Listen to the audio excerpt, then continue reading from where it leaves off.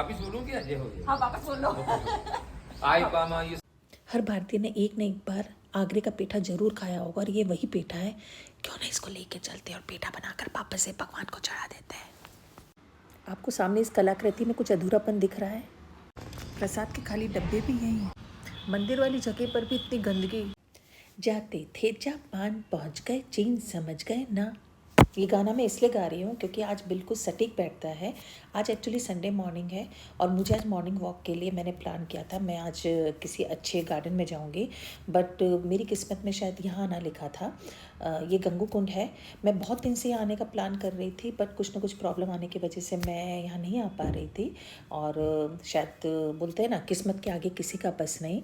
तो आज मेरी किस्मत मुझे यहाँ लेके आई है, तो मैं फटाफट शुरू करती हूँ। ये जो गंगू कुंड है, जैसा कि उदयपुर के सेंटर में आहर नदी बहती है, उस आहर नदी के किनारे पर ये गंगू कुंड बना हुआ है और ये उदयपुर के सेंटर में है। इस गंगू कुंड के बारे में कहा जाता है, इसके मध्य में एक कुंड है जिसके अंदर गंगा का वास है। इसकी कहानी इस प्रकार है कि उज्जैन के राजा थे गर्दभसेन।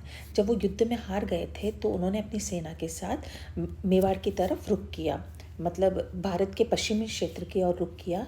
तो जब वो मेवाड़ पहुँचे तो उस समय उन्होंने अपनी देह त्याग दी। तो उनको वरदान प्राप्त था कि जब भी उनकी चिता पर अग्नि लगाई जाएगी वो अग्नि तभी शांत होगी जब गंगा का पानी उस पर गिरेगा। तो तब राजा विक्रमादित्य सेन, जो कि उनके भाई थे, उन्होंने गंगा का आह्वान किया। कहते हैं हिमालय से गंगा को यहाँ आने में 7 दिन लगे। तो चिता की अग्नि 7 दिन तक जलने के बाद, जब 7 दिन के बाद गंगा का पानी उस पर गिरा तो चिता की अग्नि तभी शांत हुई। तभी विक्रमादित्य सेन ने गंगा को यहीं पर परमानेंट वास करने के लिए आग्रह किया और गंगा ने उनकी ये बात स्वीकार कर ली। तब से लेकर आज तक अगर उदयपुर में अकाल भी आ जाए तब भी ये पानी कभी नहीं सूखता है। इस पानी को बहुत पवित्र माना जाता है क्योंकि जैसा कि मैंने आपको बोला है कि स्वयं गंगा यहाँ पर उत्पन्न हुई थी, तो इसे बहुत पवित्र रूप में पूजा जाता है। जब कांवड़ यात्रा होती है ना, तो उस समय जैसे बहुत से लोग हरिद्वार से पानी लाते हैं, बट यहाँ के जो लोकल लोग हैं वो यहीं से गंगा का पानी लेकर जो मेवाड़ के मेन जो शिवलिंग है वहाँ पे गंगा का पानी चढ़ाया जाता है। यहाँ इस एरिया की पितृतर्पण पूजा में इसका बहुत महत्व है, जो कि बहुत विधि विधान से कराई जाती है। जो लोग हरिद्वार नहीं जाते हैं तो वो लोग अस्थि का विसर्जन भी वो यहीं करते हैं। मेरी कोशिश रहेगी अगर मुझे कोई स्थानीय मिलता है व्यक्ति या फिर कोई पंडित मिलते हैं तो मैं इसके बारे में थोड़ी नॉलेज लेना चाहूँगी। देखते हैं क्या होता है। आप देख रहे हैं ये सेंटर में गंगू कुंड है, अंदर जाने की मनाही है। कुछ असामाजिक तत्वों के कारण इसमें कहीं रेस्ट्रिक्शन लगा दिए गए हैं, आप हर पॉइंट पे नहीं जा सकते हैं। आसपास ये छोटी छतरियाँ बनी हुई है। इन छतरियों का क्या महत्व है मैं आपको भी आगे बताऊंगी। तो ये रहा हमारा गंगू कुंड। ये यहाँ प्रसाद के रूप में चढ़ाया गया था। इसे कद्दू या पम्पकिन नहीं बोलते, ये पेठा बोलते हैं या ऐशगार्ड। जो आगरे का पेठा बनता है ना, वो इसी से बनता है। ये गंगा जी का कुंड है। ये गंगा जी का चौथा पाया माना जाता है। गंगा जी का चौथा पाया। हाँ, 4th पाया। ठीक है। और 3 पाए किधर है? 3 पाए तो ये उत्तराखंड में, उत्तर प्रदेश में। जो गंगोत्री हाँ, वही है। हाँ वही। ओके। तो ये चौथा ये चौथा, हाँ 4th पाया है और ये मोक्षदायिनी स्थान है। मोक्षदायिनी, यहाँ पे हाँ। मुक्ति मिलती है। हाँ, मोक्ष के 2 अर्थ मतलब। अच्छा। जैसे धर्म, अर्थ, काम, मोक्ष।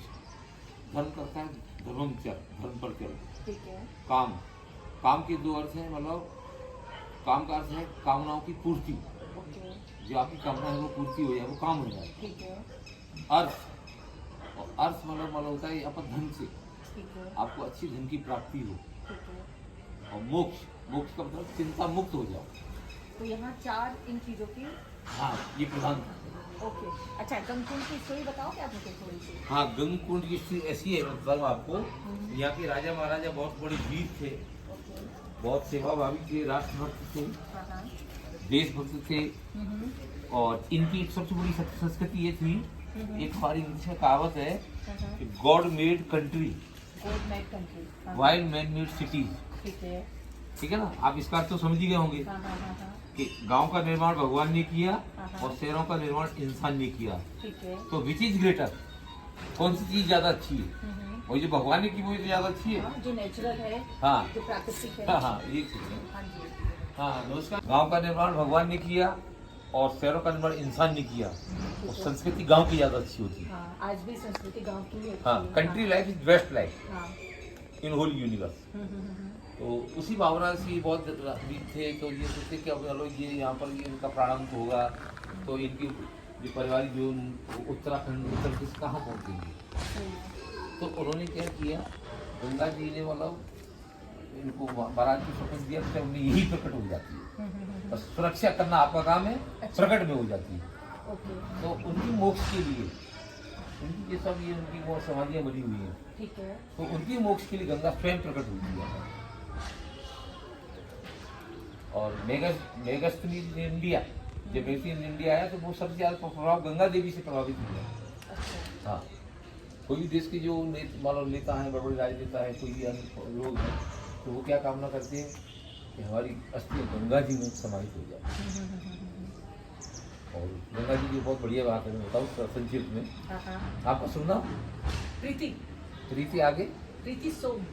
कहाँ से आप लोग करते हो? मैं राजपूत हूँ, उदयपुर से बिलोंग करती हूँ। अरे वेरी गुड। तो प्रीति जी हाँ। कहा गया ऐसे, ये जलपात्र आपने हाथ में रखा, हाँ। पूरम पे को लहू पे शीश कुंडली है, शीश कुंडली पे फैल फनी सुफन हजार की, जो सुफन हजार पर भूमि फवी, भूमि पे फवी छिती रजत पहाड़ की, और रजत पहाड़ पर शंभु सुर नायक है, शंभु सुर नायक पर जटा जूट है अपार की, और शंभु जटा जूटन पर चंद्र की छटा है, चंद्र की छटान पे छटा गंगाधार की, शेष नाग जो पृथ्वी, पृथ्वी का कैलाश पर्वत, देवताओं के नायक शिव जी, उनकी ऊपर जटा है, फिर चंद्रमा की छटा, फिर गंगा। गंगा को सबसे सबसे सर्वोच्च स्थान। सर्वोच्च स्थान है। और ब्रह्मा जी के कमंडल से निकली है, विष्णु के चरण नक्श से निकली है, ठीक है ना, और हिमालय से निकली है, तो इसलिए ये धर्म अर्थ का मोक्ष सभी पदों को प्रदान करने वाली है।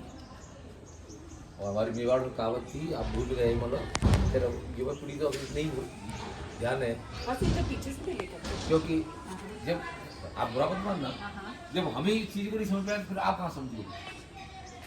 होता क्या है कि हमारे जो बुजुर्ग लोग हैं, जो हमारे माता पिता हैं या अन्य लोग हैं, समतुल्य में काका बाबा जो भी है, उन्होंने कभी पारिवारिक संस्कृति बच्चों को समझाई, बच्चों को यही कहा तू पढ़ ले, तू MBBS डॉक्टर बन जा, तू इंजीनियर बन जा, तू कलेक्टर बन जा, लेकिन कभी ये नहीं कहा कि संस्कारवान बन जा।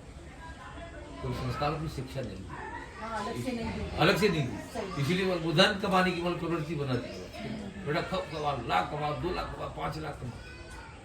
लेकिन 5 लाख कमाने से क्या होगा, मनी इज नॉट, मनी सब कुछ नहीं, धन जरूरी है बट सब कुछ नहीं है, जीवन यापन के लिए बस।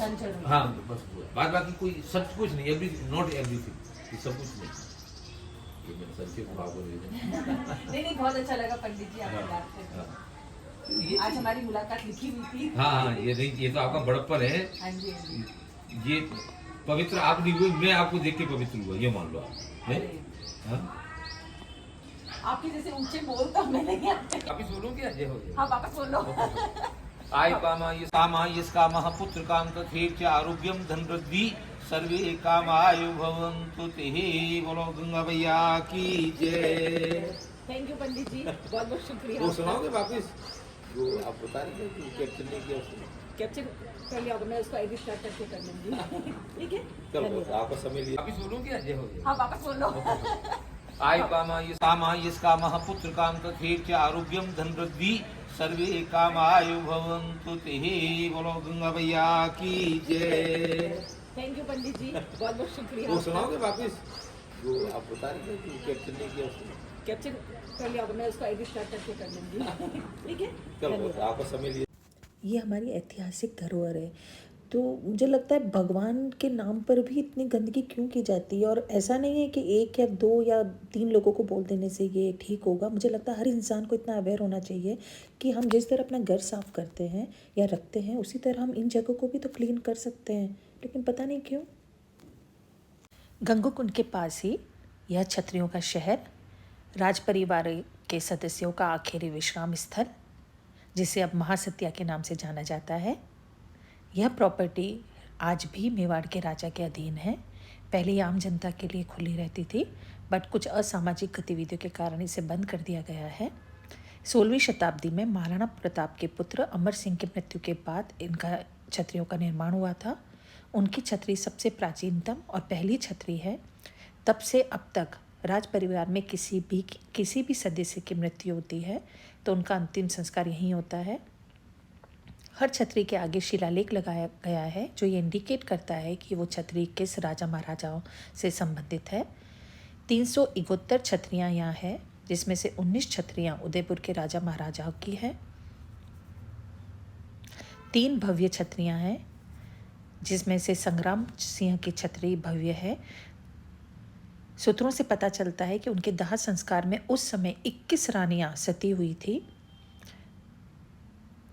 हर छतरी के मध्य में एक शिवलिंग बना हुआ है और शिवलिंग के पास एक ऐसी प्रतिमा बनाई गई है जो इंडिकेट करती है, जैसा आप देख रहे हैं, कि उस समय कितनी रानियां सती हुई थी उस राजा के साथ। यहाँ मध्य में एक कुंड भी है और थोड़ा आगे चलने पर एक खूबसूरत सा छोटा सा शिव मंदिर भी यहाँ बनाया गया है। आगे एक ऐसा आप छतरी देखेंगे जिसके ऊपर गुंबज नहीं है। उसके बारे में कहा जाता है जिस राजा से वो छतरी संबंधित है, युद्ध के दौरान उनका सर धड़ से अलग हो गया था। जब उन्हें यहाँ लाया गया तब उनका सर नहीं मिला, तो केवल उनकी शरीर को ही, केवल धड़ पाट को ही अग्नि में समर्पित किया गया। तो यह जो सामने संरचना इंडिकेट करती है छतरी के ऊपर गुंबज का नहीं होना, यही शो करता है कि वो राजा की बॉडी को ही अग्नि में समर्पित किया गया था। और इस तरह मेवाड़ की ऐतिहासिक धरोहर के बारे में जानकर और देखकर शायद आपको अच्छा लगा हो। तो आज के लिए अलविदा, बाय।